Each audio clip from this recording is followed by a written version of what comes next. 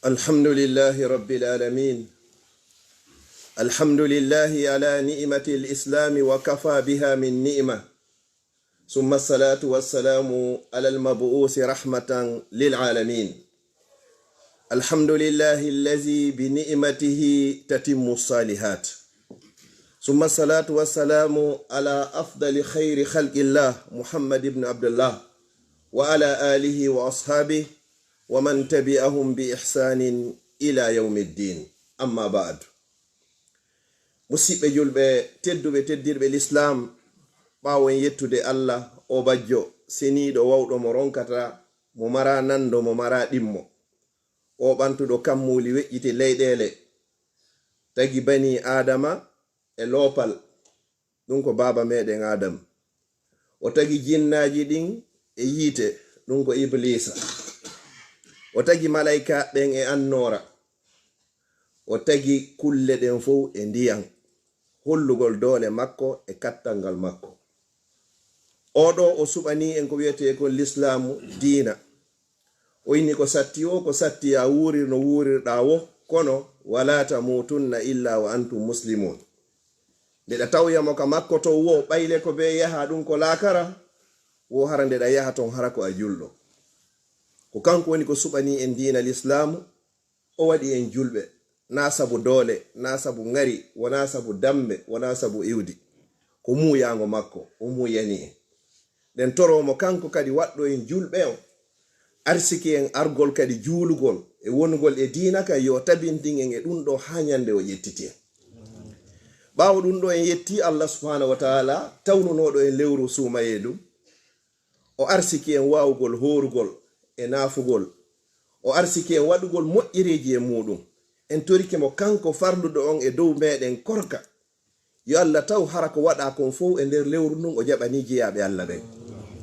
En torike mo kanko Allah, kanko mari yiite, kanko mari aljanna. O naada e aljanna mo faalawo, o naada kadi yiite jahannama kala mo muyani, ala hay e goto landitotoɗo mo. En torike mo yo Allah taw hara o yaafiki en kala ko raɓɓinɗini ɗen kon e lewru ndun. Yo Allah taw enen e ɓen wureji meɗen fof e mawɓe meɗen wuruɓe e faatiɓe, hara en fop meɗen en renɗinama e naatugol yiite jahannam. Turiki Allah o fitna gurnan e mayde ko woni e yiilade, yo Allah dandu en ɗum ɗo. Kala moƴƴereji ko woni e hoore leydi ndin kon, hakkude leydi e kammu, yo Allah waɗu geɓal meɗen. Ɓawo ɗum ɗo musidɓe julɓe tedduɓe, yewtere men nden hinde yeelo e toɓɓe tati. Moƴƴuɓe feƴƴuɓe ɓen kamɓe si suumaye feƴƴino, lebbi jeego hara hiɓe wullude yeeso Allah, yo Allah jaɓanɓe ko ɓe hoori ko. Naafi tun a hoori, a juuli, a hajji, a zakki, a waɗi moƴƴereji ɗen tun, o simo faala o jaɓa. So inni o jaɓata goto lantotako mo. Ko ya wullu yeeso makko kadi, Allah mi torike ma jaɓanan. Allah mi torike ma jaɓanan komi waɗi kon. Ko kanko tun andi joddi o dewe ko wonɗe wadde ko honɗum ɗum waɗete. Ko kanko pet kadi mari joddi ɗum. Ala hay haton goto haton jina e ɗum ɗo si wona kanko Allah. Si o sodano yarima yawmal qiyamati haray ala sodowo. Marsandise kala mo naɓorɗa laakara, so o marsiro yarima alaka o bugo yesinaka nder yiite jahannama. Ko to woni pubel o. Laakara ko galleji ɗiɗi, ko imma aljanna imma yiite. Yo Allah taw aljanna o hara ko ɗum woni geɓal meɗen. Jon non ko yen toro Allah, yo Allah hon jaɓange. Toɓɓere aranere nden mande wonde ma dewal magal ngal jaɓama, ko ya jokkintin dewal ngal kadi dewal go, wona ya jokkintin dewal ngal geddigo. Joni en hoori lewru timmudu balɗe 30 maɗum balɗe 29 mo be ka hoorirno. Seede mum ko ya jokkintin ɗon kadi dewal go. Allah subhanahu wa ta'ala on o addi ɗon kadi dewal ngal waɗata fi moƴƴere wonande ma an. Kala ko anduɗen Allah farli kon e dow meɗen yen accu ko nafoore fi meɗen enen. So inni en waɗu haray ko nafoore fi meɗen enen, kanko hay e hunde. Sen fof en rewimo ɓeydatamo, sen fof en yeddimo hay hunde kadi ɗuytatamo kadi. Jon non a heɓi lewru timmudu horandu, Allah subhanahu wa ta'ala o inni o yoɓete wayi horuɗo lebbi 10. Lewru woturu ndun o inni kanko ɓaymo mari ko lannata o yoɓete wastayi a hoori lebbi 10. Jon non e nder hitane nden ko lebbi 12 woodi. Joni a heɓi taw lebbi 10 horaɗi, nyallal be nyallal ko yoɓay ma ko sa hoori balɗe 10. Jon non hina luttan ma lebbi 2 hooreteɗi, nelaɗo sallallahu alaihi wasallam ɓe maaki kala horuɗo lewru suumaye ha o gayni o jokkintini ɗon kadi jeego juldandu haray mo mari baraji wa horuɗo hitande en jokkintini dewal ɓawo dewal en gayni korka en natani kolka ko ɓuri e moƴƴude no juulira ko yonti kontini si ɗum ɗon wawari newade yo on tigi heɓu balɗe jeego e nder juldandu on woni ko landaɗa ko sittan min shawwal si jokkindirama awa si jokkindiraka wataɗe manku tun ɗo e juldandu lannoyde ko ɗum ɗo woni ko bani adama on woni ko o ɗaɓɓira jon noon masalaji buy hino ton si a wawiɗe jokkindirde haɗe lanna alhamdulillah sa taƴidiri alhamdulillah sa ƴetti tenen ma alkamisa ma heɓanoyi 1 alhamdulillah no gertuɗa wodo eto harande juldandu nde ndu himaya hara heɓi balɗe jeego amma sai ko wona wa sonnajo ma ɗum hay siko duhiɗo hara himo ñawli e nder lewru suumaye jon noon himo faala horugol jeego kadi e nder juldandu si tawi o wawai yoɓitude ko ñawli kon fof e suumaye o watta jeego juldanduje ɗen hara juldandu feƴƴari haray ko ɗum noon ɓuri e laɓede si tawi noon ɗum wawata marsugol few haray hino sellanamo kaw hoora jeegoje ɗen ha gasa fiwata ɗum ɗon laawo ko ñawli kon o nder lewru suumaye o yoɓita ɗum ɗon ko adi o ya suumaye yarde haray ko ɓuri lollugol e konngudi karabo koɓɓe ɗum noon ko feereji jon noon toɓɓere kami arata ɗon nelaɗo sallallahu alayhi wa sallam ɓe maaki e hadis mo fillani e ɗum aba hurayra mo yaltin ɗum imamul bukhari e imam muslim aba hurayra ɓe maaki wo awsani khalili wo njatigijo maɓɓe on giɗo maɓɓe on ɗum ko nelaɗo sallallahu alayhi wa sallam awsani bi thalathin aw bi thalathatin wo o wasike ɓe piiji tati wo wata o accu ɗin ɗon few ko honɗum woni ɗin piiji tati wo go'o ko nde o horata an asuma fi kulli shahrin 3 ayyam woyomi wakkilo komi lo'i o komi foofi o wo kono yomi heɓu komi hoori balɗe tati e kala lewru pet na 5 na 4 na 6 na 10 balɗe tati wakkiloɗa no gerdata wo heɓa ɗum non e kala lewru karamo koɓe gonon ɓe yehi ko ayyamul bid nyalaade daneeje ɗen ɗum ko 13 14 e 15 kala horuɗo ɗeɗo tati hiɗa mari baraji wasa hoori lewru ndun fuu balɗe tati fi honnum Allah ko o daali ko man jaa bil hasanati kala ardoyɗo ka makko ton e moƴƴere gotum falahu ashru amsaliha hara hiɗa mari 10 wona waɗin ɗon sa yehi to hiɗa hoori nyallal gotal o windanama wasa hoori balɗe 10 sa yehi ton ɗa hoori balɗe 2 o windanama wasa hoori balɗe 9 sa yehi ton ɗa hoori balɗe 3 o windanama wasa hoori balɗe 30 ɗeɗo wiyete ayyamul bid jon non kala heɓuɗo ɗeɗo lewru be lewru ya andu a heɓi baraji wa horuɗo hitande fof jon non ɓayi en iwi e moƴƴere koye yehu kadi e moƴƴere haray koye wakkilo waɗen ɗeɗo karamo koɓe goɓe inni hiɗa wawi e nder lewru ndu ya heɓu tum balɗe 3 hay si tawi wonari 13 14 15 par ce que ko 3 ayyamin min kulli shahr balɗe 3 e kala lewru jon non ɓay moƴƴere nden hino ɗuuɗi kaɗe wiyeteɗe nyalaade daneeje karamo koɓe go inni haray ko ɗon woni ko sappa jon non simi ari yejjitugol horugol ayyamul bidje ɗen ɗo mi yeggiti mi andi to yi hara ɗen ɗon ɗe feƴƴi yomi etimi heɓa balɗe 3 e nder lewru ndu ɗon woni go'o haray a jokkidiri moƴƴere hara nayen wullutum fi suumaye ko suumaye tun horata ko moƴƴere wonandema ko fi maɗa ko bénéfice woni ko Allah jonnuma ɗo a horu balɗe 30 timmuɗe fiya heɓu hitande ɗa non ko balɗe 3 wonɗa horde fiya heɓu lewru ko moƴƴere nde ni Allah subhanahu wa ta'ala ko yurmeteɗo wata ron ko sifa wano ɗum ɗo dare hadis go kadi laaɗo sallallahu alayhi wa sallam e maaki fi ɓural horugol man sama yawman fi sabilillah kala horuɗo nyallal gotal pet hara ko fi Allah ba'ada Allahu wajhahu bizalika al-yawmi 70 gharifan a hori nyallal gotal fi Allah Allah woɗɗintinoyte e natugol yiite jahannama sabu ngal nyallal gotal ɗon embere ka yarete duuɓi 70 lakara 70 gharifan ko ɗum woni settoji ma nunguji 70 sabu nyallal gotal horangal suuɗangal kadi waɗirangal li wajhillah wonde hiɗa feññina fi suusingol woɓɓe goo ɓe anndu haray hino hoore on tigi profita si tawi ɗum ɗon fof wawari newaade no woodi wakkiliɓe tenen fof ɓe hooray alkamisa fof ɓe hooray 14 15 ɓe ñamata ɗum ɗon ko Allah petuni ande moƴƴere maɓɓe nde yo Allah arsike wawugol waɗugol ɗum ɗo joni noon sa waɗi ɗum ɗo nde suumaye no ara haali ɗum soññatama ko feƴƴiti ko ɗum ɗo goɗɗo hebbinirta compte muɗum on fii ko tawoyta janngo ni ɗen jogii fureeji musidɗo meɗen goo hino faati ɗo oɗo kadi ko warduno e meɗen ni ko gurnan ɗan o yehi ha tawi ko ɗon hatti en toro Allah yo Allah yaafo mo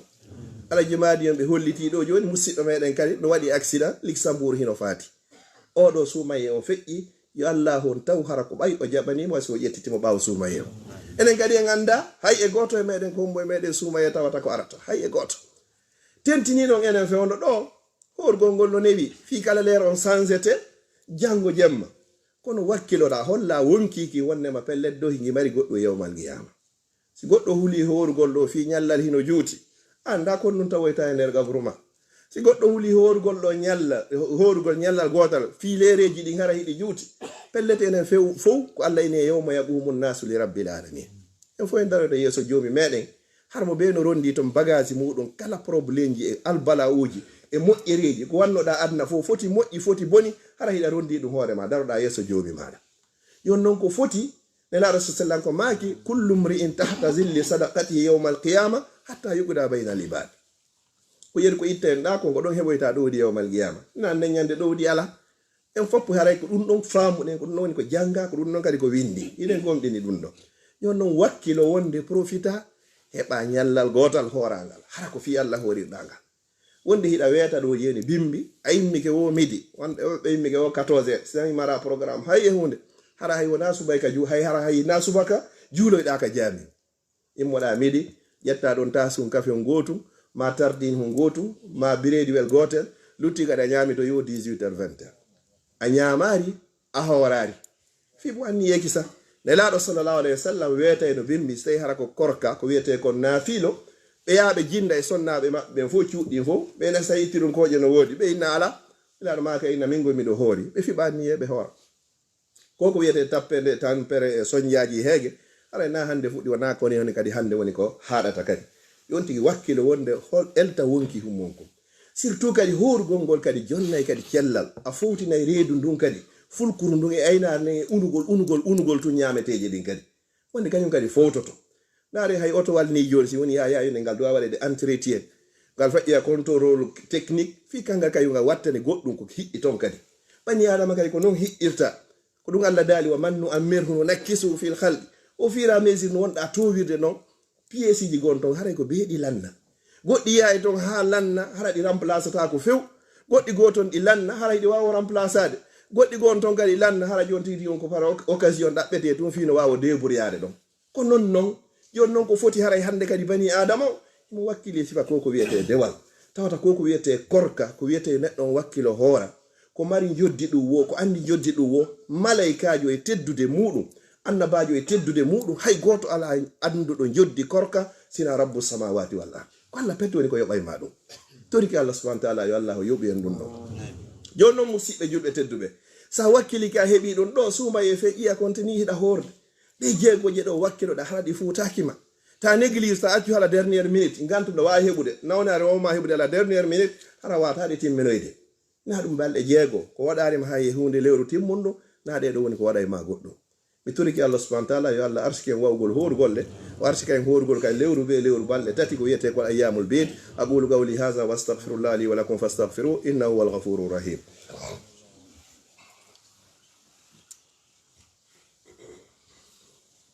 alhamdulillahi rabbil alamin alhamdulillahi ala ni'mati al-islami wa kafa biha min ni'ma en yetti Allah subhanahu wa ta'ala lawol ɗimmol neminirɗo e nema l'islam nema ɓurɗo mawde e nemaji ko Allah hokki bani adama kon fuu ko wiyete nema diina sa heɓi diina har hunde Allah haray ko man kamma ko fi hon ɗum neɗɗo fo neɗɗo kala ka o woni e kala ko o jokki sago makko ko sakkitorto kaka diina sa yiɗo neɗɗo ko jokki boneji o ko boneji be o boneji sago makko so o laatike fure o maayi har naɓen ɓe o jokkidi boneji ɗi woni ko daroto fi makko neɗɗo fo neɗɗo ko woni no o woniri o yahata ka jamiu few kono sago makko si o maayi kaka jamiu woni ko sakkitorta yo non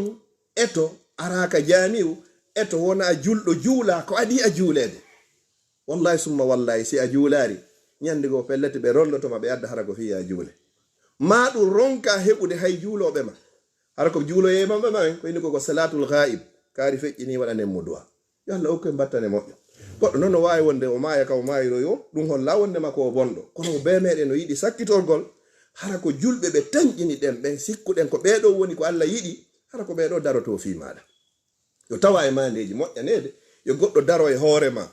ha wonki ki yalta o daro don ha o ittama ko wiete kon kaddan dum don feƴƴa o lotama o fewnama o kasangama o rondoma o nabama julbe ben toranoma Allah yo Allah yaafuma o daro kadi ha heja kadi e der gabruma duno tawa e mandeji moƴƴanede bani adama ko faggiti bakkatu ko faggiti bakkatu harako hakkune makko e Allah subhanahu wa ta'ala Allah hon surrimo derto so hebi makko baabe cappande tato cappande nayo fewtube Allah wulle Allah men torike ma accammo